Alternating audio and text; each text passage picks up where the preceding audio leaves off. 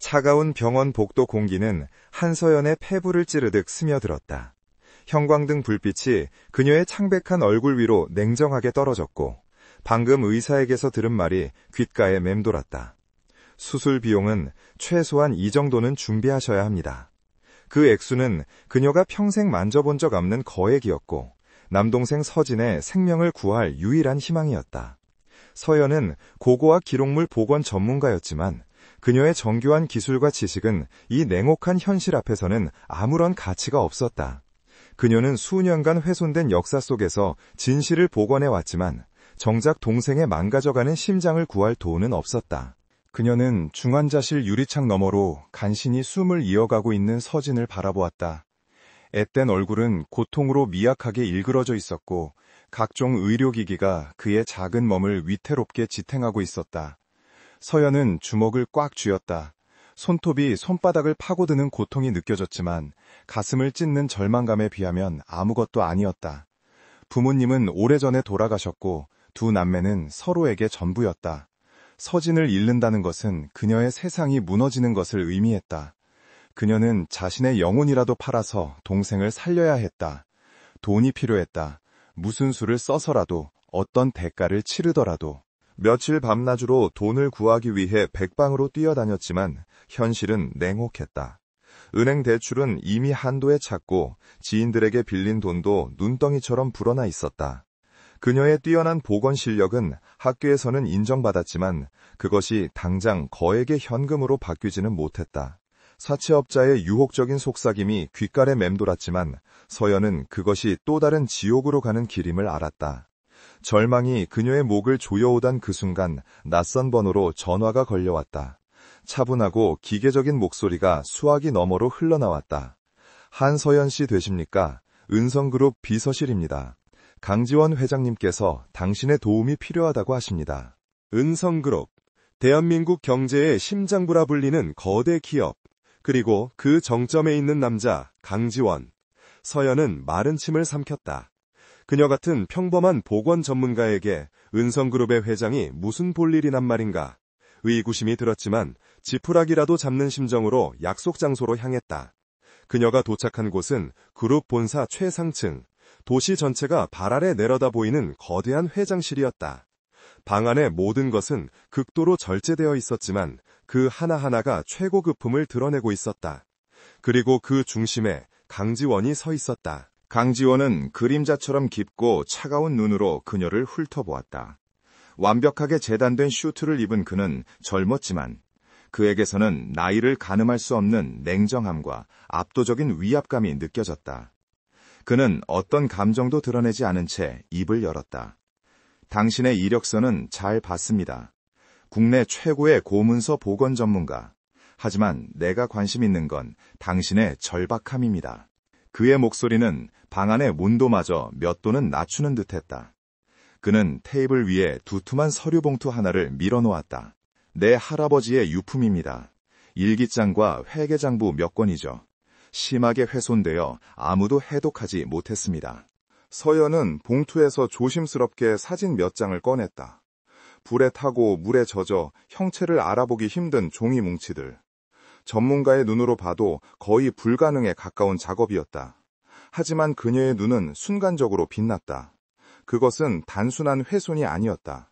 누군가 의도적으로 파괴하려 한 흔적이었다. 그녀의 심장이 불안하게 뛰기 시작했다. 이걸 복원해달라는 말씀이십니까? 그녀의 목소리가 미세하게 떨렸다. 강지원은 고개를 끄덕였다. 복원하고 그 안의 모든 내용을 알아내야 합니다. 단 한 글자도 빠짐없이. 그는 이어 두 번째 서류, 계약서를 내밀었다. 기간은 2달. 작업은 외부와 완벽히 차단된 내 저택 서재에서만 이루어져야 합니다. 작업 기간 동안 당신은 그곳에서 나갈 수 없습니다. 물론 외부와의 연락도 철저히 통제될 겁니다. 감금이나 다름없는 조건이었다. 서연의 얼굴이 굳어졌다. 그리고 가장 중요한 것, 이 계약의 모든 내용은 절대 비밀입니다. 어떤 정보라도 외부로 유출될 시 당신은 당신이 상상할 수 있는 모든 것을 잃게 될 겁니다. 그의 차가운 시선이 그녀의 눈을 똑바로 꿰뚫었다. 서연은 계약서를 집어들었다. 그녀의 손이 떨리는 것을 숨기려 애썼다. 그리고 마지막 페이지에서 그녀는 숨을 멈췄다. 보수 금액. 그곳에 적힌 숫자는 서진의 수술비와 입원비, 그리고 남은 빚을 모두 청산하고도 남을 만큼의 거액이었다. 그녀가 단지 돈이 필요했을 뿐이라는 것을 그는 정확히 알고 있었다. 이것은 도움이 아니라 거래였다. 그녀의 기술과 자유를 담보로 한 위험한 거래. 왜 저였죠? 그녀는 자신도 모르게 물었다. 강지원은 창밖으로 시선을 돌렸다. 당신이 최고니까. 그리고 당신이 가장 절박하니까. 절박한 사람은 배신하지 않지.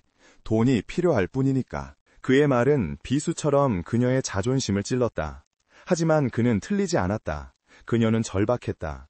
서진의 얼굴이 눈앞에 어른거렸다. 그녀는 펜을 집어들었다. 서명란에 한서연 세 글자를 적어내려가는 순간 그녀는 마치 자신의 영혼 한 조각을 팔아넘기는 듯한 기분에 사로잡혔다. 그러나 그와의 계약은 이미 체결되었다. 이 계약이 그녀의 인생을 어떻게 바꿀지, 그리고 그의 세상마저 어떻게 무너뜨릴지 그때의 그녀는 알지 못했다. 그녀는 단지 돈이 필요했을 뿐이었다. 계약서의 잉크가 마르기도 전에 그녀는 강지원의 차에 올랐다. 차는 서울의 번화가를 벗어나 한적한 산길을 한참이나 달렸다.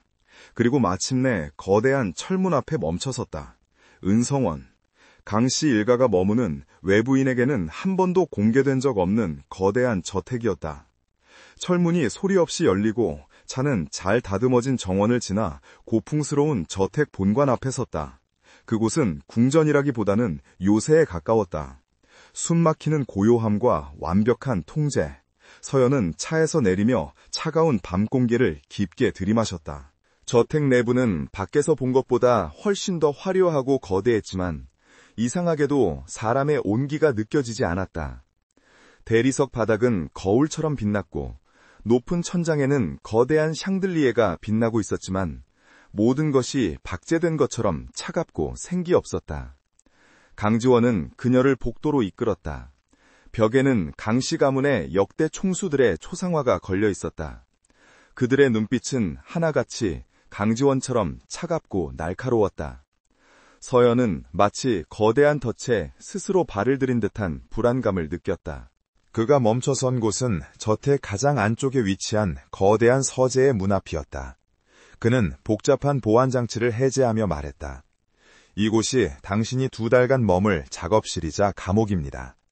문이 열리자 오래된 책 냄새와 함께 먼지 쌓인 과거의 공기가 쏟아져 나왔다. 당신이 보관해야 할 것들은 저 안에 있습니다. 필요한 모든 장비는 내일 아침까지 준비될 겁니다. 식사는 방으로 가져다 줄 것이고 이 방을 나갈 때는 반드시 내 허락을 받아야 합니다. 그의 목소리에는 어떠한 감정도 실려 있지 않았다. 서연은 서재 안으로 천천히 발을 들였다. 그곳은 거대했지만 창문은 두꺼운 커튼으로 가려져 있었고 방 한가운데에는 낡고 거대한 금고 하나가 놓여 있었다. 강지원은 금고를 열었다. 안에는 불타고 물에 젖어 엉망이 된 고서들이 가득했다. 그의 할아버지, 은성그룹의 창업주 강태하의 유품이었다. 이것들이 단순한 일기장이 아니라는 건 알겠군요. 서연이 낮은 목소리로 말했다. 강지원의 눈이 순간 번뜩였다. 필요 이상으로 알려고 하지 마십시오. 당신은 그저 기술자일 뿐입니다. 계약에 명시된 일만 하면 됩니다. 그는 서연을 서재에 홀로 남겨두고 문을 잠갔다. 육중한 문이 닫히는 소리가 그녀의 심장을 무겁게 내리눌렀다. 서연은 잠시 동안 어둠 속에 서 있었다. 그녀는 이제 완벽히 고립되었다. 동생을 살릴 돈을 얻는 대가로 그녀는 은성이라는 거대한 성의 비밀스러운 심장부에 갇히게 된 것이다. 그녀는 훼손된 문서 더미로 다가갔다. 종이에서 희미하게 풍기는 곰팡이와 잉크 냄새, 그리고 무언가, 불에 탄 냄새가 났다. 그녀는 조심스럽게 첫 번째 장을 집어들었다. 그것은 그녀의 인생을 송두리째 바꿔놓을 거대한 비밀의 첫 페이지였다. 다음 날 아침, 서연은 서재에 딸린 작은 간이 침대에서 눈을 떴다. 밤새 낯선 환경과 불안감에 거의 잠을 이루지 못했다. 약속대로 최고급 보관 장비들이 서재 한편에 완벽하게 세팅되어 있었다. 적외선 투시기, 고해상도 디지털 현미경, 각종 화학약품과 특수 종이까지. 강지원은 그녀의 능력을 시험하는 동시에 이 일의 중요성을 무언으로 압박하고 있었다. 서연은 세수를 하고 머리를 단정하게 묶었다. 이제 감상에 젖어 있을 시간은 없었다. 그녀는 전문가였다. 그리고 이 지옥 같은 곳에서 그녀를 버티게 해줄 유일한 무기는 그녀의 기술뿐이었다. 그녀는 가장 훼손이 덜한 일기장부터 작업을 시작했다. 젖었다 마르기를 반복하며 달라붙은 종이를 특수 증기로 조심스럽게 떼어내고 부서지기 쉬운 가장자리를 보강했다. 현미경으로 들여다본 잉크의 번짐 속에서 그녀는 희미한 글자들을 포착하기 시작했다. 작업은 지독하게 더디고 세심한 인내를 요구했다. 그녀는 몇 시간이고 숨을 죽인 채 미세한 도구들로 종이 위를 어루만졌다. 그녀의 집중력은 외부 세계의 모든 소음을 차단했다. 오직 그녀와 이 낡은 종이, 그리고 그 안에 담긴 비밀만이 존재할 뿐이었다. 그녀가 작업에 몰두해 있을 때 강지원이 예고 없이 서재에 들어왔다. 서연은 인기척에 놀라 고개를 들었지만 그녀의 손은 조금도 떨리지 않았다. 그녀는 작업용 고글을 벗으며 그를 바라보았다. 그의 시선은 그녀의 작업대 위에 놓인 조심스럽게 분리된 종이 조각들에 머물러 있었다. 진척이 있습니까? 그가 물었다. 이제 막 시작했을 뿐입니다. 훼손 상태가 생각보다 심각합니다. 물리적인 복원과 함께 화학적인 안정화 작업이 병행되어야 합니다.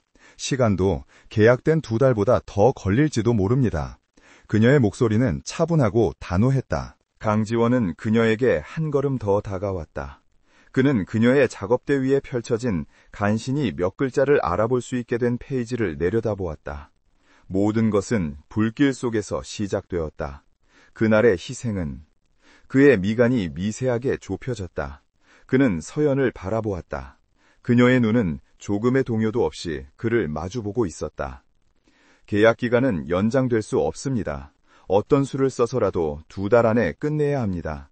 그는 다시 한번 그녀의 절박함을 상기시켰다. 동생분의 수술은 이번 주 금요일로 잡혔습니다. 계약금은 이미 병원으로 전액 송금되었습니다. 서연은 눈을 감았다 떴다. 서진이가 살 수 있다는 안도감과 동시에 자신을 옥죄는 이 남자의 방식에 대한 분노가 동시에 치밀었다. 알겠습니다. 약속은 지키겠습니다. 그녀는 다시 작업용 고글을 썼다. 더 이상 대화를 이어갈 뜻이 없다는 무언의 표시였다.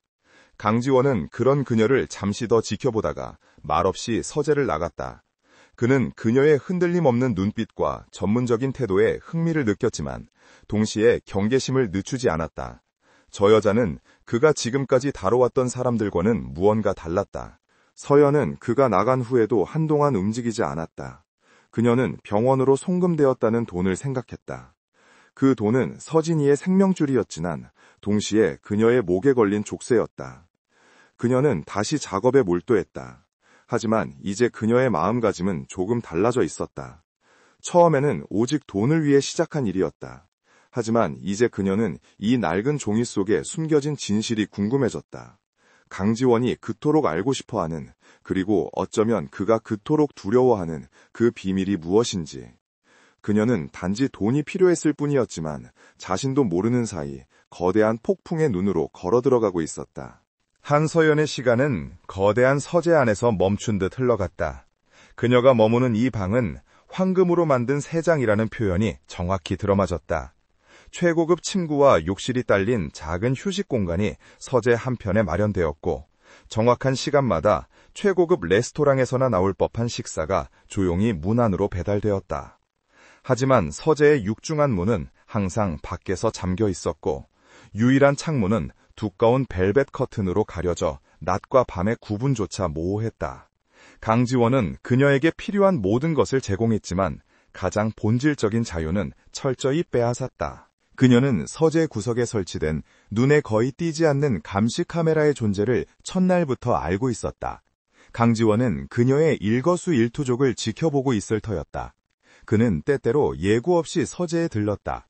발소리조차 내지 않고 나타난 그는 서연이 복잡한 화학약품을 다루거나 찢어진 종이 조각을 현미경 아래서 퍼즐처럼 맞추는 모습을 그림자처럼 서서 지켜보곤 했다. 그는 질문을 거의 하지 않았지만 그의 날카로운 시선은 그녀가 복원해낸 모든 단어와 문장 위를 훑었다. 그 시선은 그녀의 능력을 가늠하는 동시에 그녀가 선을 넘지 않는지 감시하는 날카로운 칼날 같았다. 며칠이 지났을까 서연은 잠시 머리를 식히기 위해 강지원의 허락을 받아 정원으로 나갈 수 있었다. 물론 건장한 경호원이 멀찍이서 그녀를 감시했다. 늦가을의 공기는 상쾌했지만 저택을 둘러싼 거대한 담벼락은 그녀의 숨을 막히게 했다. 그때 중년의 남자가 위압적인 태도로 그녀에게 다가왔다. 그는 강지원과 닮았지만 훨씬 더 노골적인 오만함과 냉혹함이 얼굴에 서려 있었다. 네가 지원이가 들였다는 그 기술자인가? 그의 목소리는 멸시로 가득 차 있었다. 그는 서연의 작업복 차림을 위아래로 훑어보며 비웃었다. 그녀는 그가 강지원의 아버지이자 은성그룹의 실질적인 권력자인 강민환 회장임을 직감했다. 서연은 고개를 숙이지도 그렇다고 맞서지도 않은 채 침착하게 대답했다. 보건 전문가 한서연입니다. 강민환은 코웃음을 쳤다. 전문가라. 어디서 굴러먹던 계집인지는 몰라도 감히 이 집안의 신성한 물건에 손을 대? 지원이가 노망난 할아버지의 잡동사니에 정신이 팔려 별것들을 다 들이는군. 그의 적의는 명백했다. 그는 서연이 아니라 그녀를 들인 자신의 아들 강지원에게 그리고 그녀가 만지고 있는 그 물건에 분노하고 있었다. 강민환은 그녀에게 가까이 다가와 목소리를 낮췄다. 쓸데없는 호기심은 네 목숨을 위태롭게 할 수 있다는 걸 명심해라. 넌 그저 돈 받고 시키는 일이나 하는 기계일 뿐이야. 네가 뭘 봤든 뭘 듣든 그건 네 것이 아니야. 그가 떠난 후에도 서연은 한동안 그 자리에 서서 차가운 공기를 마셔야 했다. 저택을 감싸고 있던 보이지 않는 긴장감의 실체가 처음으로 모습을 드러낸 순간이었다. 강민환의 경고는 서연을 위축시키기보다 오히려 그녀가 다루고 있는 이 문서들의 중요성을 확신하게 만들었다. 다시 서재로 돌아온 서연은 이전보다 더 무섭게 작업에 몰두했다.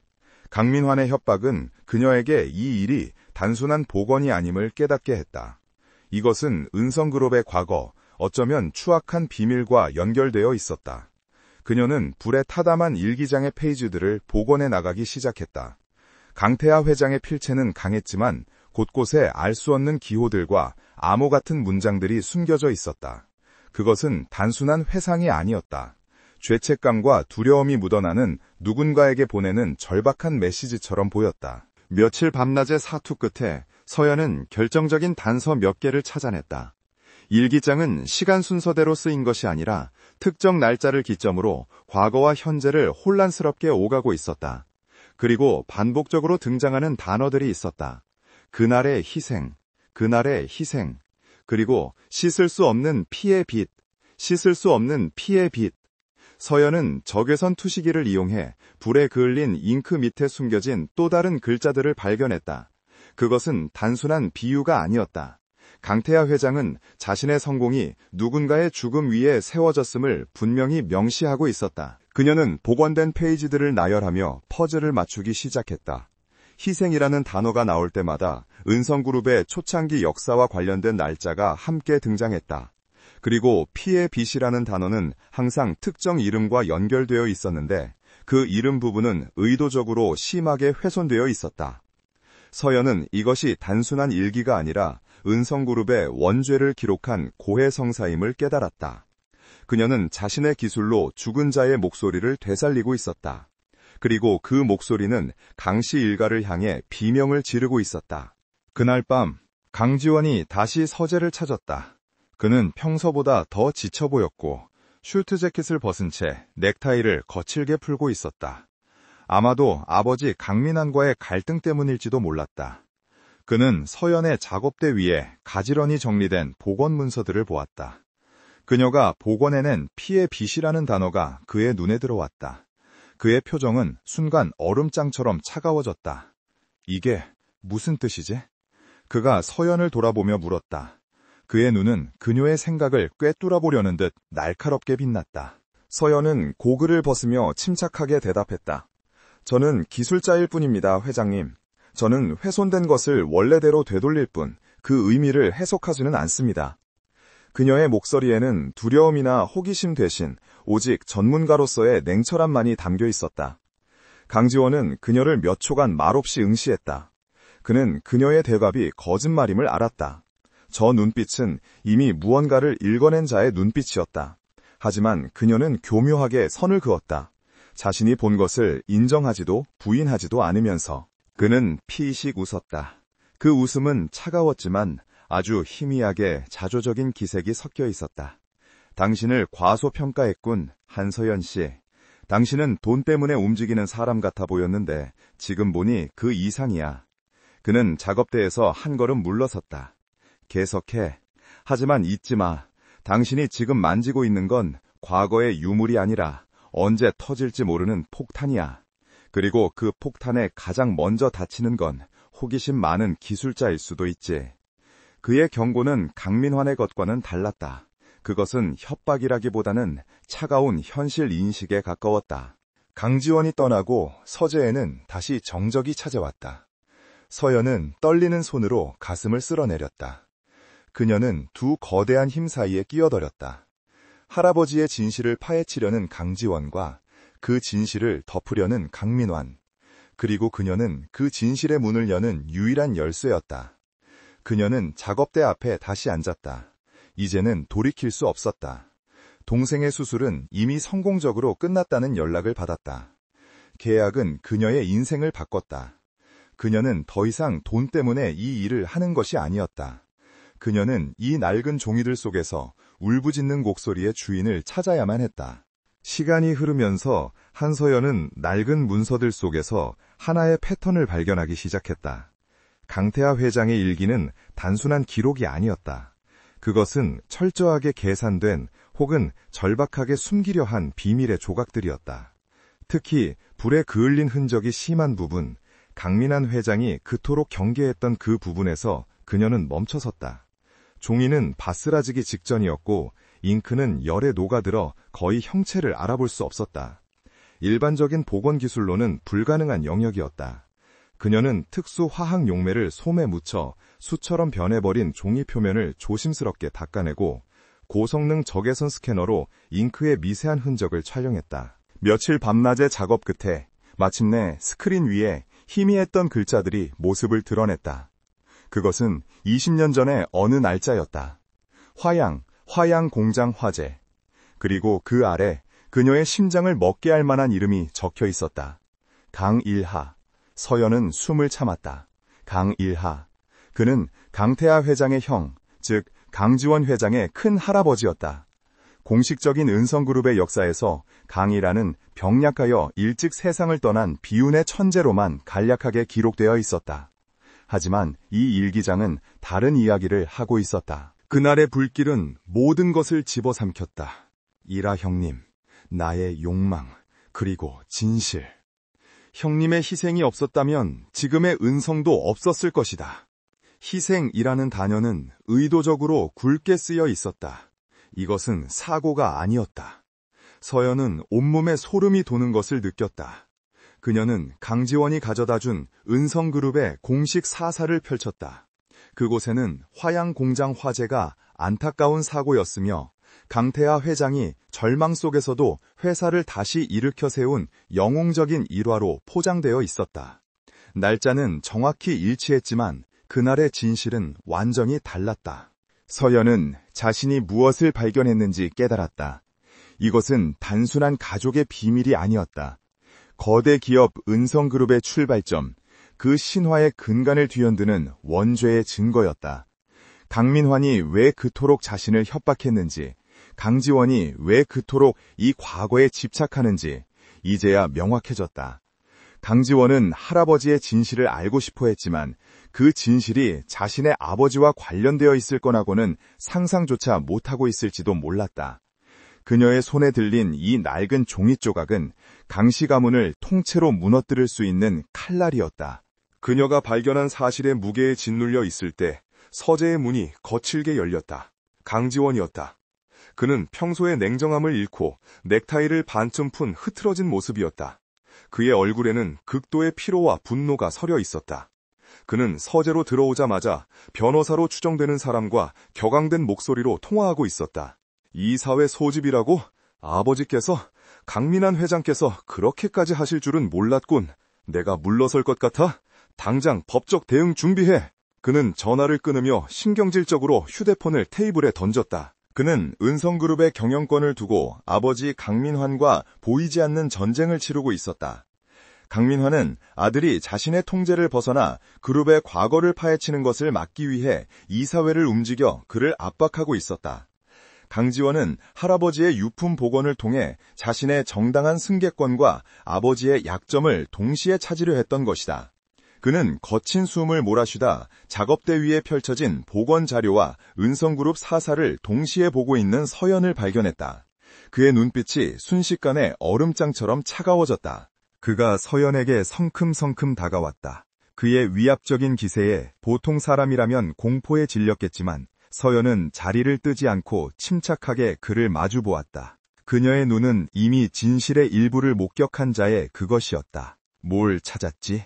그의 목소리는 쇠가 긁히는 것처럼 낮고 거칠었다. 그는 그녀의 작업대 위에 놓인 강이라라는 이름과 화양공장 화재라는 단어를 똑똑히 보았다. 그의 동공이 격렬하게 흔들렸다. 그는 아버지를 상대로 싸우고 있었지만 할아버지의 과거에 이런 끔찍한 비밀이 숨겨져 있을 줄은 몰랐다. 서연은 현미경 렌즈를 닦으며 천천히 입을 열었다. 그녀의 목소리는 놀라울 정도로 차분했다. 저는 훼손된 부분을 복원하고 있을 뿐입니다, 회장님. 잉크의 성분과 종이의 연대를 분석하고 있죠. 화재로 인한 손상이라 작업이 까다롭군요. 그녀는 의도적으로 기술적인 답변만을 늘어놓았다. 그녀는 그가 찾은 내용에 의미를 묻고 있다는 것을 알았지만 모른 척했다. 그것이 그녀가 이 위험한 게임에서 살아남을 수 있는 유일한 방법이었다. 강지원은 그녀의 대답에 실소를 터뜨렸다. 기술적인 답변이라. 지금 내 앞에서 연극을 하는 건가, 한서연 씨? 그가 작업대 모서리를 손으로 거칠게 내리쳤다. 내가 바보인 줄 알아? 당신 눈이 지금 뭘 봤는지, 무슨 생각을 하는지 다 보여. 당장 말해. 거기에 뭐라고 적혀 있지? 그의 분노는 서연이 아닌 통제 불가능한 상황과 이제 막 마주한 추악한 진실의 예감에 대한 것이었다. 그는 그녀의 어깨를 붙잡을 듯 손을 뻗었다가 공중에서 멈췄다. 서연은 그의 손을 피하지도 눈을 돌리지도 않았다. 그녀는 고개를 들어 그의 흔들리는 눈을 똑바로 바라보았다. 회장님은 저에게 호기심을 갖지 말라고 하셨습니다. 저는 제 일에 호기심을 가진 것이 아닙니다. 이건 제 전문 분야입니다. 저는 글자를 복원합니다. 그 글자가 담고 있는 진실의 무게까지 감당하는 것은 제 계약사항에 포함되어 있지 않습니다. 그녀의 목소리는 떨리지 않았다. 오히려 그 어떤 위협보다 강한 힘이 실려 있었다. 그것은 자신의 일에 대한 완벽한 자신감과 직업적 윤리에서 나오는 강인함이었다. 강지원은 그녀의 당당한 태도에 말문이 막혔다. 그는 그녀를 돈 때문에 어떤 굴욕도 감수할 연약한 여자라고 생각했다. 자신에게 굴복하고 두려워하고 매달릴 거라고 예상했다. 하지만 지금 그의 앞에 서 있는 여자는 자신의 분노와 위압감 앞에서도 한치의 물러섬 없이 자신을 전문가로서 방어하고 있었다. 그녀의 그 침착함과 강인함이 오히려 그의 이성을 뒤흔들었다. 그는 그녀에게서 알 수 없는 매력과 동시에 위험한 호기심을 느꼈다.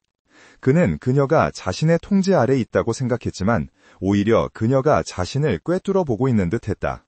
그는 한 발 물러섰다. 좋아, 계속해. 하지만 명심해. 당신이 지금 복원하고 있는 것이 무엇이든 그것은 내 허락 없이는 이 방을 나갈 수 없어. 당신의 머릿속에서도 마찬가지야. 그는 경고를 남기고 서재를 나갔다. 하지만 그의 발걸음은 들어올 때와 달리 무겁고 혼란스러워 보였다. 그는 자신의 아버지를 상대로 한 싸움뿐만 아니라 이제는 자신의 할아버지가 남긴 과거와도 싸워야 함을 깨달았다.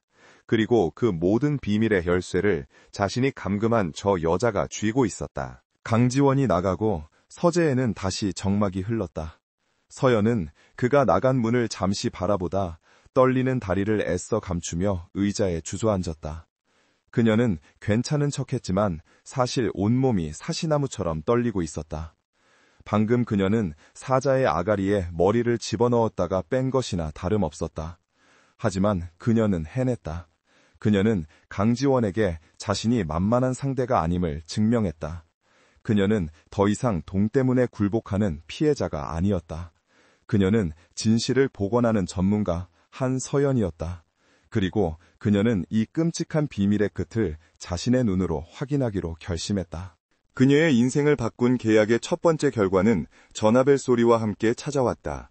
강지원의 비서를 통해 연결된 방음 처리가 된 서재의 내선 전화기였다. 수화기 너머로 들려온 것은 병원 측의 차분한 목소리였다. 한서진 환자, 수술 무사히 끝났습니다. 경과가 아주 좋습니다. 그날을 듣는 순간 서연은 벽을 짚어야만 했다. 다리에 힘이 풀리면서 안도감의 눈물이 쏟아졌다. 지난 몇 달간 그녀를 짓눌렀던 거대한 바위가 사라진 기분이었다. 서진이가 살았다. 그녀의 세상 전부였던 동생이 다시 숨을 쉴 수 있게 되었다. 그녀는 수화기를 내려놓고 한동안 그 자리에 주저앉아 울었다. 돈 때문에 시작한 일이었다. 자신의 영혼과 자유를 맞바꾼 대가로 얻은 결과였다. 이제 그녀는 빚에서 해방되었다. 이 계약이 없었다면 서진이는 죽었을지도 모른다.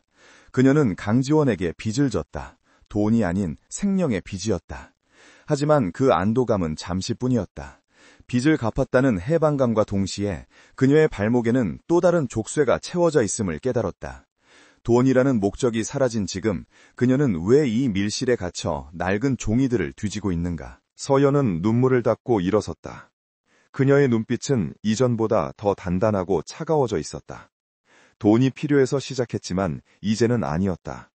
그녀는 강일하라는 이름과 화양공장 화재, 그리고 강태하 회장의 일기장에 배어있던 그 지독한 죄의식의 실체를 알아야만 했다.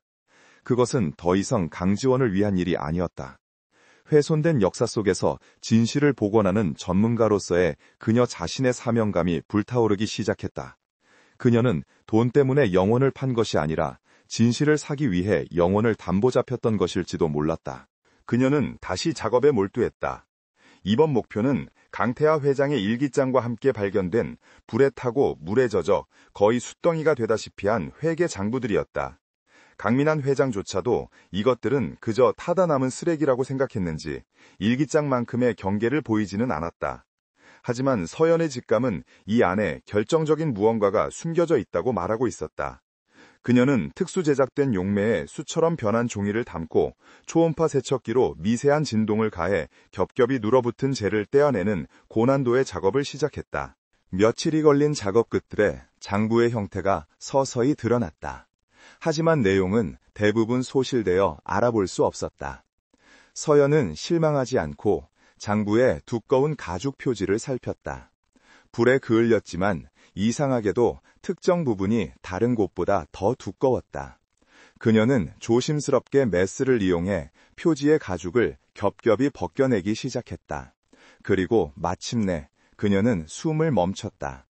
가죽 표지 안쪽에 교묘하게 숨겨진 얇은 기름종이로 감싼 작은 수첩 하나가 모습을 드러냈다. 그것은 강태하 회장의 것이 아니었다. 필체가 달랐다. 그것은 강태하 회장의 개인 비서가 몰래 기록한 비망록이자 이중 장부였다. 날짜는 화양공장 화재 사건 전후로 집중되어 있었다. 서연은 떨리는 손으로 페이지를 넘겼다. 그곳에는 공식적인 회계 장부에는 존재하지 않는 거액의 현금 인출 내역과 출처불명의 자금 입금 내역이 빼곡히 적혀 있었다. KMH라는 이니셜과 함께 강민환, K민환, 그리고 그 돈이 흘러들어간 곳은 방화 전문 해결사로 추정되는 인물들의 차명 계좌였다. 모든 퍼즐이 맞춰졌다. 강민환은 아버지 강태하 몰래 혹은 묵인하에 자신의 삼촌인 강일하가 관리하던 화양공장을 의도적으로 불태웠다. 병약하지만 천재였던 강일하의 공적을 시기했고 그의 지분을 통째로 삼키기 위해서였다. 화재는 사고로 위장되었고 강일하는 그 불길 속에서 빠져나오지 못했다.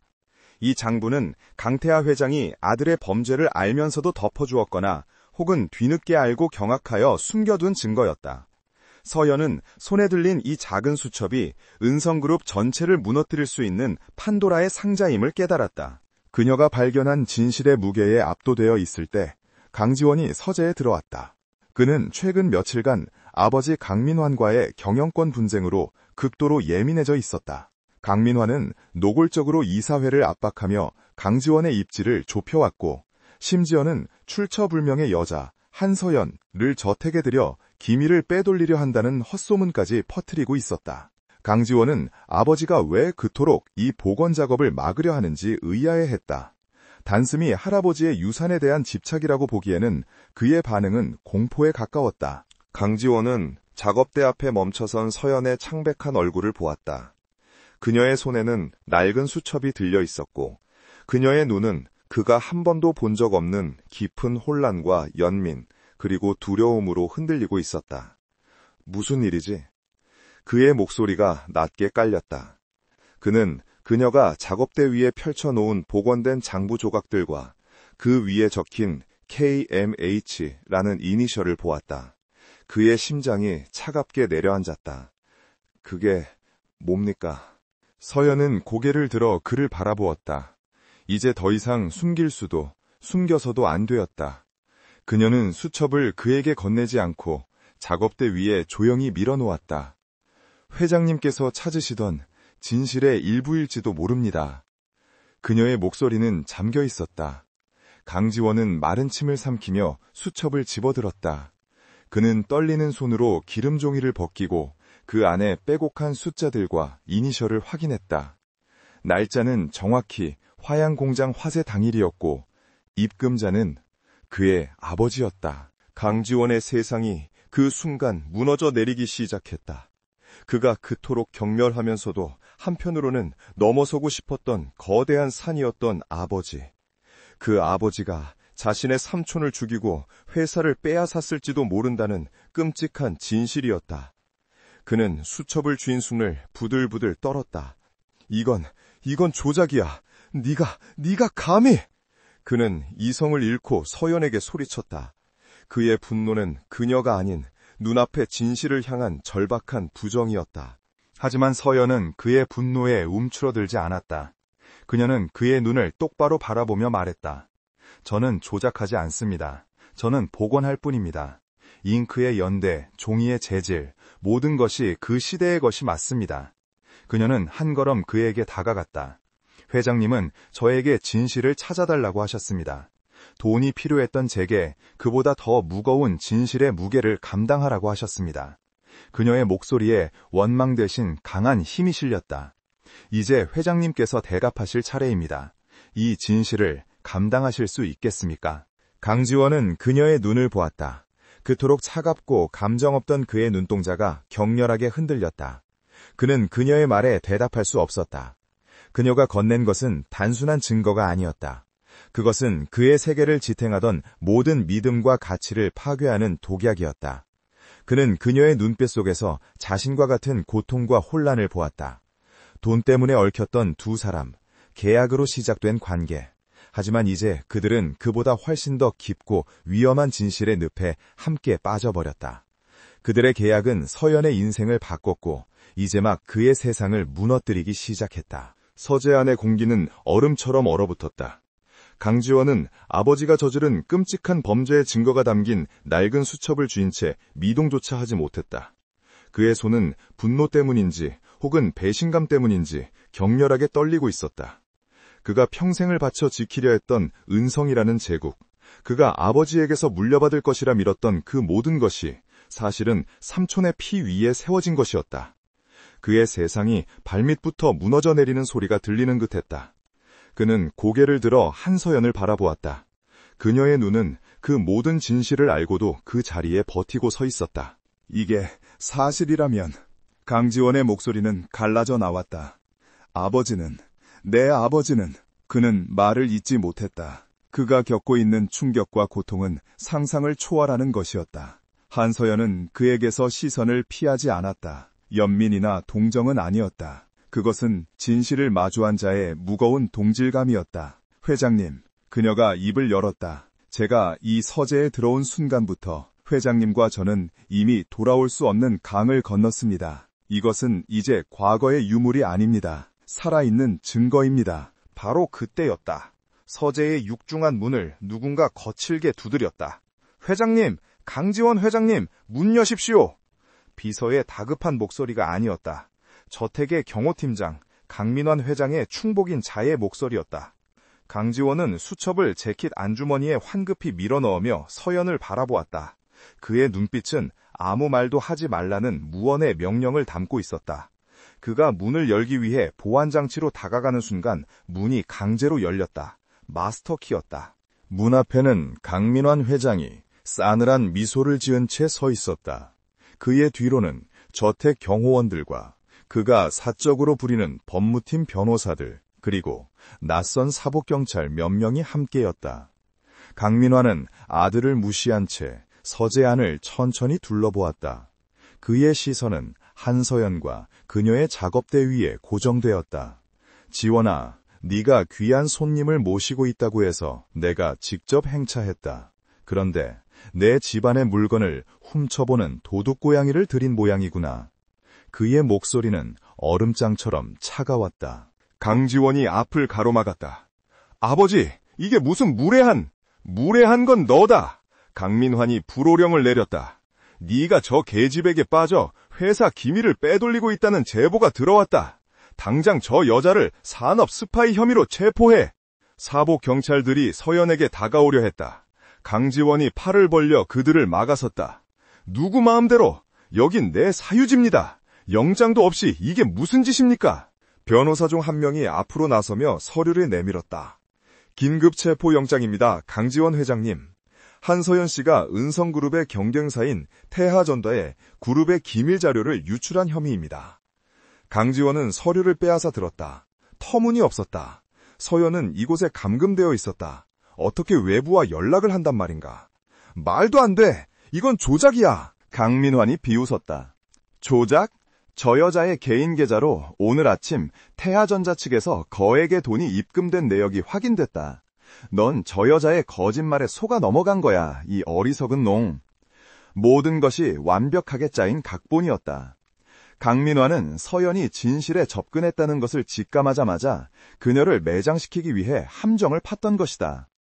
그녀를 산업 스파이로 몰아 감옥에 보내고 그녀가 복원한 모든 자료를 신빙성 없는 범죄자의 조작으로 치부해버릴 속셈이었다.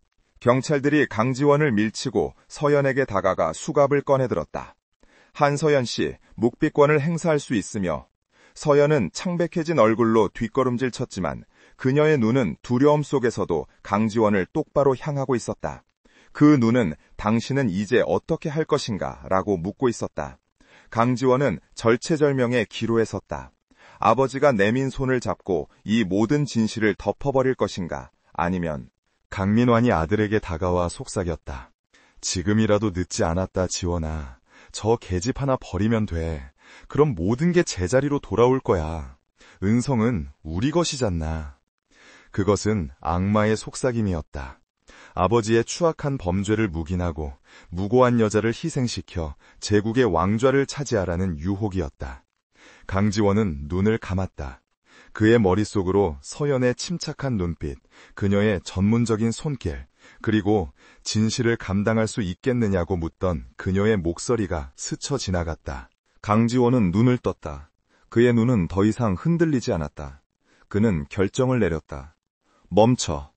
그의 낮은 목소리가 서재 전체를 울렸다. 모든 움직임이 멈췄다. 경찰도, 변호사도, 강민환도 그를 바라보았다. 강지원은 서연의 앞을 가로막고 섰다. 그는 그녀를 체포하려던 경찰의 손을 거칠게 밀어냈다. 내 집에서 내 허락 없이는 누구도 체포할 수 없습니다. 강민환의 얼굴이 분노로 일그러졌다. 네가 감히 아비에게 반기를 드는 거냐? 저 여자 때문에! 저 여자 때문이 아닙니다. 강지원이 아버지를 정면으로 노려보았다. 그의 눈빛은 아버지의 그것보다 더 차갑고 단호했다. 이건 진실에 관한 문제입니다. 그는 자신의 개인 경호팀에게 연락했다. 당장 서재로 와. 아무도 들여보내지 마. 아버지의 사람들을 포함해서. 이것은 선전포고였다. 아들이 아버지에게, 은성의 현재 권력이 과거의 망령에게 보내는 선전포고였다. 강지원은 자신의 모든 것을 걸었다. 아버지의 범죄를 묵인하는 대신 그는 진실을 택했다. 그리고 그 진실의 열쇠를 쥔 한서연을 보호하기로 결정했다. 그 순간 두 사람을 묶고 있던 계약의 본질은 완전히 변해버렸다. 더 이상 채권자와 채무자의 관계가 아니었다. 그들은 거대한 폭풍에 맞서 함께 싸워야 하는 위험한 운명의 동반자가 되어버린 것이다. 강민화는 아들의 눈에서 결코 물러서지 않을 의지를 읽었다. 그는 분노에 차 소리쳤다. 좋아, 네가 선택한 길이다. 후회하게 만들어주마. 네가 가진 모든 것을 빼앗길 각오나 해라. 강민환과 그의 사람들이 싹쓸이하듯 서재를 빠져나갔다. 육중한 문이 닫히고 서재에는 다시 강지원과 한서연 두 사람만이 남았다. 정적이 흘렀다. 서연은 아직도 수갑을 든 채 굳어있는 경찰을 바라보다 강지원을 보았다. 그는 방금 자신의 제국을 상대로 전쟁을 선포했다. 강지원은 넥타이를 거칠게 풀어헤치며 서연에게 다가왔다. 괜찮소? 그의 목소리는 지쳐 있었지만 무언가 달라져 있었다. 이전의 냉정함 속에 가려져 있던 인간적인 감정이 희미하게 배어나왔다. 서연은 고개를 저었다. 이제 어떡하실 겁니까? 그녀는 자신을 걱정하는 것이 아니었다. 이 거대한 전쟁의 한복판에 서게 된 그를 걱정하고 있었다. 강지원은 창밖을 바라보았다. 그가 날 막으려 할수록 난 더 깊이 파고들 겁니다. 그가 두려워하는 그 진실을 세상 끝까지 쫓아서라도 밝혀낼 겁니다. 그는 서연을 돌아보았다. 그리고 당신이 필요합니다. 한서연 씨. 단순한 기술자가 아니라 내 유일한 증인으로. 폭풍 전야의 며칠은 숨막히는 긴장감 속에서 흘러갔다. 강지원은 한서연을 강민환의 손이 닿지 않는 최고급 호텔 스위트룸으로 옮기고 자신의 최측근 경호원들을 배치해 24시간 밀착 보호했다. 그곳은 또 다른 감옥이었지만 이번에는 그녀를 억압하는 대신 보호하는 성벽이었다. 두 사람은 밤낮 없이 그 작은 수첩에서 나온 증거들을 검증했다. 서연은 잉크와 종이의 연대를 과학적으로 분석한 감정서를 작성했고 강지원은 그녀가 찾아낸 KMH의 자금 흐름을 역추적하기 위해 자신의 모든 정보망을 동원했다. 그는 이미 아버지의 사람이 아닌 자신만의 법무팀과 회계팀을 비밀리에 가동시켰다. 서연은 창밖으로 서울의 야경을 내려다보며 일에 몰두하는 강지원의 옆모습을 물끄러미 바라보았다. 그는 며칠 만에 수척해졌지만 그의 눈빛은 그 어느 때보다 차갑고 날카롭게 타오르고 있었다. 그는 자신의 아버지를, 자신의 뿌리를, 그리고 자신이 지켜왔던 세계 전체를 상대로 칼을 겨누고 있었다. 서연은 그가 단순한 복수심이나 권력욕 때문에 이러는 것을 알았다. 그는 진실의 무게에 짓눌린 채 괴물 같은 아버지를 단죄함으로써 스스로를 파괴하고 있었다. 그녀는 그에게 다가가 따뜻한 차 한 잔을 건넸다. 그는 놀란 듯 그녀를 쳐다보았고 잠시 망설이다가 찻잔을 받아들였다. 그들 사이에는 더 이상 계약 조항이 존재하지 않았다. 결전의 날이 밝았다. 은성그룹의 임시 주주총회장. 강민환 회장이 자신의 아들 강지원 대표이사를 해임하기 위해 소집한 자리였다. 강민환은 이미 이사진과 주요 주주들을 포섭해두었다고 확신하며 연단 위에서 여유로운 미소를 짓고 있었다. 그는 그룹의 기밀을 외부 여자에게 유출시키려 한 아들의 부도덕함을 질타하며 해임안을 상정하려 했다. 장내는 그의 발언에 술렁였고 모든 카메라가 침통한 표정으로 앉아있는 강지원을 향했다. 그는 모든 것을 잃기 직전에 패배자처럼 보였다. 아버지의 말씀 잘 들었습니다. 강지원이 천천히 자리에서 일어났다. 장내의 모든 소음이 순간 멎었다. 그는 연단으로 걸어나갔다. 하지만 오늘 우리가 논의해야 할 것은 제 해임안이 아닙니다. 그것은 은성그룹의 기원에 관한 문제입니다. 강민환의 미소가 굳어졌다. 강지원은 거대한 스크린에 첫 번째 자료를 띄웠다.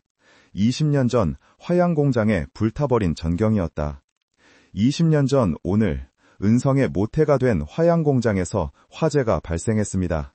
그리고 강이라 제 큰할아버지께서 돌아가셨죠. 주주들이 웅성거리기 시작했다. 공식적인 사사에는 안타까움 사고로 기록되어 있습니다. 하지만 저는 강지원이 숨을 깊게 들이마셨다. 창업주이신 할아버님의 유품 속에서 감춰진 진실을 발견했습니다. 다음 순간 스크린에 뜬 것은 한서연이 복원한 강태야 회장의 일기장이었다. 그날의 희생, 일하 형님, 그리고 결정적으로 가죽 표지 속에 숨겨져 있던 비서의 이중장부가 나타났다. KMH, 방화, 입금 내역, 모든 증거가 완벽한 이야기로 직조되어 스크린을 채웠다. 강민환의 얼굴이 새하얗게 질려갔다. 거짓말이다! 저건 조작이야! 강민환이 이성을 잃고 소리쳤다. 저 여자가 그 산업 스파이 계집이 지원이를 홀려서 저런 짓을! 그는 경호원들에게 강지원을 끌어내리라고 명령했지만 아무도 움직이지 않았다. 강지원은 아버지를 차가운 눈으로 바라보며 마지막 증거를 띄웠다. 그것은 한서연이 찾아낸 계좌번호를 바탕으로 강지원이 확보한 스위스 은행의 20년 전 거래 내역서였다. 돈은 정확히 강민환의 차명 계좌에서 방화범에게로 흘러들어갔다. 모든 것이 끝났다. 강지원의 세상이 무너져 내리는 순간이었다. 그가 그토록 증오하면서도 넘어서고 싶었던 아버지는 그저 냉혹한 경영인이 아니라 추악한 살인자이자 찬탈자였다. 그가 물려받을 것이라 믿었던 은성이라는 제국은 삼촌의 피 위에 세워진 피라미드에 불과했다. 주주총회장은 아수라장이 되었다. 고함과 욕설이 터져 나왔고 기자들의 플래시가 미친 듯이 터졌다. 강민환은 연단 위에서 휘청거리다 결국 바닥에 주저앉고 말았다. 그의 세상 역시 무너져 내렸다. 그날 저녁 강지원은 불 꺼진 회장실에 홀로 앉아 있었다. 강민환은 현장에서 검찰에 긴급 체포되었다. 은성그룹의 주가는 폭락했고 대한민국 전체가 충격에 휩싸였다. 그는 아버지를 끌어내리고 그룹을 차지한 것이 아니었다. 그는 단지 자신의 가족이 저지른 범죄를 세상에 고발했을 뿐이다. 그 대가로 그는 모든 것을 잃었다. 가족, 명예, 그리고 자신이 평생을 바쳐 지키려 했던 유산까지도. 그는 승리했지만 그의 영혼은 죄만 남은 폐허가 되었다. 이것이 그가 원했던 진실의 대가였다. 그때 회장실 문이 조용히 열리고 한서연이 들어왔다. 그녀는 이제 자유의 몸이었지만 떠나지 않았다. 그녀는 아무 말 없이 그가 있는 소파 반대편에 앉았다. 이 거대한 방에서 자신의 세계가 무너져 내린 두 사람이 침묵 속에 마주 앉았다. 강지원은 고개를 들어 그녀를 바라보았다. 그의 눈은 더 이상 오만한 회장의 눈이 아니었다. 모든 것을 잃고 길을 잃은 상처 입은 한 남자의 눈이었다. 왜 아직 여기 있소? 그의 목소리는 텅 비어 있었다. 서연은 조용히 대답했다. 회장님은 저에게 계약을 제시하셨죠. 제 동생의 목숨을 구하는 대가로 제 기술과 자유를 원하셨습니다. 그녀는 자리에서 일어나 그에게 다가갔다. 그를 내려다보는 그녀의 눈빛에는 두려움도 원망도 없었다. 오직 깊은 이해와 연민만이 담겨 있었다. 하지만 그 계약은 회장님께서 저를 보호하기로 선택하셨을 때 이미 끝났습니다. 그녀는 그에게 손을 내밀지 않았다. 그를 위로하지도 않았다. 그저 그의 곁에 서 있었다. 당신은 당신의 세상을 무너뜨렸어요. 이제 그 잿더미 위에서 새로 시작해야죠. 저처럼. 그녀의 말에 강지원의 텅 빈 눈동자에서 마침내 뜨거운 눈물 한 방울이 흘러내렸다. 강민환 회장의 구속은 거대한 제국 은성그룹의 몰락을 알리는 신호탄이었다. 20년간 감춰졌던 끔찍한 진실이 세상에 드러나자 그룹의 주가는 바닥을 모르고 추락했고 대한민국 사회 전체가 충격과 분노에 휩싸였다. 강지원은 그 폭풍의 한가운데에 서 있었다. 그는 승리자가 아니었다. 그는 아버지를 고발한 아들이자 스스로가 속했던 세계를 제 손으로 무너뜨린 파괴자였다. 회장실은 매일같이 들이닥치는 검찰의 압수수색과 성난 채권단, 그리고 배신감을 토로하는 임원들로 아수라장이 되었다. 그는 도망치지 않았다. 그는 모든 책임을 지기로 결심했다. 강지원은 긴급 기자회견을 열고 자신이 가진 모든 상속 지분과 강민환 회장 일가의 불법 축제 재산 전부를 사회에 환원하겠다고 발표했다. 그 재산은 화양 진실 및 피해 보상재단을 설립하는 데 쓰일 것이며 20년 전 화재의 희생자 유가족들에게 정당한 보상을 하는 데 사용될 것이라 밝혔다. 그리고 그는 은성그룹의 경영권 포기는 물론 이사직에서도 물러나 전문 경영인에게 모든 것을 맡기겠다고 선언했다. 그의 결정은 냉혹했던 그의 세상에 대한 완전한 종언이었다. 한서연은 호텔 스위트룸의 TV 화면을 통해 그 모든 과정을 지켜보았다. 그녀의 계약은 끝났다. 강지원은 약속했던 보수 잔액은 물론 그녀가 평생 만져보지 못할 만큼의 거액을 위험수당이라는 명목으로 추가 입금했다. 돈. 그녀가 처음에 그토록 절박하게 원했던 그것이었다. 하지만 이제 그 숫자는 그녀에게 아무런 감흥도 주지 못했다. 그녀는 자신의 기술로 과거를 복원했고 그 대가로 한 남자의 세계가 무너지는 것을 목격했다. 그녀의 동생 서진이는 건강을 되찾았고 병원에서 퇴원해 평범한 일상을 준비하고 있었다. 그녀의 인생은 분명히 바뀌었다. 하지만 그 변화의 무게는 너무도 무거웠다. 그녀가 저택을 떠나기 전날 밤, 강지원이 그녀가 머물던 호텔을 찾아왔다. 그는 며칠 만에 수십 년은 늙어버린 듯한 모습이었지만 그를 짓누르던 오만하고 차가운 기운은 사라져 있었다. 그는 더 이상 은성의 회장이 아니었다. 그저 모든 것을 잃은 한 남자, 강지원일 뿐이었다. 두 사람은 창밖의 야경을 바라보며 한동안 말이 없었다. 내일 떠난다고 들었소. 그가 먼저 침묵을 깼다. 네, 동생이 저를 기다리고 있습니다. 모든 것이 끝났으니까요. 서연이 담담하게 대답했다. 강지원이 그녀를 돌아보았다. 정말 끝났다고 생각하오. 그의 목소리에 짙은 자조가 묻어났다. 당신은 내게 진실을 가져다 주었소. 그리고 나는 그 진실로 내 아버지를 감옥에 보냈고 내 제국을 무너뜨렸지. 당신이 아니었다면 나는 아마 평생을 그 추악한 거짓 위에서 왕노릇을 하고 있었을 거요. 그는 서연에게 한 걸음 다가왔다. 고맙다는 말을 해야 할지 아니면 원망해야 할지 모르겠군. 서연은 시선을 피하지 않았다. 저는 제가 해야 할 일을 했을 뿐입니다. 돈이 필요했으니까요. 그녀는 의식적으로 그들의 첫 만남을 상기시켰다. 하지만 강지원은 고개를 저었다. 아니, 당신은 돈 때문만이 아니었소. 마지막 순간에 당신은 진실을 택했지. 나에게 선택할 기회를 주었소. 그는 쓴웃음을 지었다. 이제 나는 아무것도 아니오. 돈도 명예도 가족도 없지.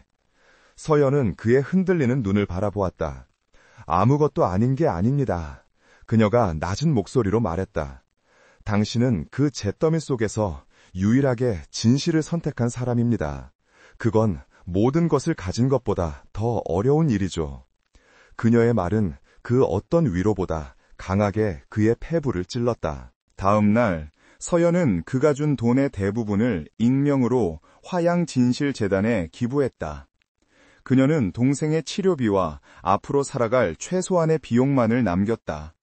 그리고 그녀는 조용히 서울을 떠났다. 그녀의 계약은 그렇게 완전히 끝이 났다. 시간은 무심하게 흘러갔다. 6개월 후 봄 햇살이 따스하게 내리쬐는 어느 한적한 골목. 서현 고문서 복원연구소라는 작은 간판이 걸린 공방이 문을 열었다. 그곳은 강씨저택의 거대하고 차가운 서재와는 정반대인 곳이었다. 창문으로는 햇빛이 쏟아져 들어왔고 낡았지만 정갈한 나무 자곡대 위에는 그녀가 사랑하는 곰팡내 나는 고서들이 놓여 있었다. 그녀는 이제 돈이나 계약 때문이 아닌 오직 자신의 열정으로 역사의 조각들을 복원하고 있었다. 그녀의 동생 서진은 기적처럼 건강을 회복했다. 이제는 어엿한 청년이 되어 누나의 공방에서 배달일과 잡무를 도왔다. 누나, 점심 먹어야지. 맨날 책만 들여다보면 밥이 나와? 서진이 쾌활한 목소리로 도시락을 들고 들어왔다. 서연은 현미경에서 눈을 떼고 환하게 웃었다. 그녀의 인생은 완벽하게 제자리를 찾은 듯 보였다. 돈 때문에 시작했던 지옥 같던 계약은 역설적이게도 그녀에게 진정한 자유와 평화를 가져다 주었다. 그러던 어느 날 오후, 공방의 낡은 분에 달린 풍경이 맑은 소리를 내며 울렸다. 서연은 작업에 몰두하다 고개를 들었다. 죄송하지만 오늘은... 그녀의 말이 중간에 멈췄다. 문 앞에는 한 남자가 서 있었다. 완벽하게 재단된 슈트 대신 낡은 면바지에 스웨터를 입은 남자. 날카롭던 머리는 조금 길어져 있었고 얼굴은 수척했지만 차갑던 눈빛은 사라지고 깊은 슬픔과 회한이 그 자리를 메우고 있었다. 강지원, 그였다. 서연은 숨을 멈췄다. 그가 어떻게 이곳을 알았을까? 그는 이곳에 왜 온 것일까? 강지원은 마치 다른 사람의 집에 잘못 들어선 것처럼 어색하게 서서 햇빛이 가득한 공방 안을 둘러보았다. 많이 달라졌군요, 한서연 씨. 그가 멋쩍은 듯 입을 열었다. 서연은 의자에서 천천히 일어섰다. 회장님, 그 호칭은 이제 안 씁니다. 그가 그녀의 말을 잘랐다. 그냥 강지원이라고 부르시죠. 정적이 흘렀다. 서연은 무슨 말을 해야 할지 몰랐다. 그는 은성그룹의 모든 것을 정리하고 해외로 떠났다는 소문만 무성했다. 어떻게 지내셨어요? 그녀가 겨우 물었다. 강지원은 희미하게 웃었다. 그냥 걷고 읽고 생각했습니다. 내가 누구였는지, 그리고 이제부터 누가 되어야 하는지. 그는 들고 있던 낡은 가방에서 조심스럽게 무언가를 꺼냈다. 그것은 가죽 표지가 낡고 물에 젖어 얼룩지고 곳곳이 찢어진 오래된 책 한 권이었다. 그는 그것을 서연의 작업대 위에 조심스럽게 올려놓았다. 서연은 전문가의 눈으로 그것을 살폈다. 이건 복원이 필요한가요? 강지원은 고개를 끄덕였다. 할아버지의 일기장도 아버지의 장부도 아니오. 이건 내 어머니의 유품이오. 아버지가 그토록 지우려 했던 어머니가 남긴 유일한 시집이지. 내가 어릴 적에 홧김에 물에 던져버렸던 내 치기 어린 분노의 흔적이기도 하고. 그는 책에 상처 입은 표지를 말없이 쓰다듬었다. 이걸 복원해줄 수 있겠소? 그가 서연을 바라보며 물었다. 그의 눈은 더 이상 명령이나 거래를 말하지 않았다. 그것은 간절한 부탁이었다.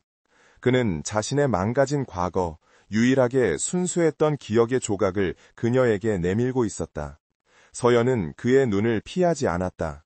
그녀는 작업용 장갑을 끼고 그 낡은 시집을 조심스럽게 펼쳐보았다.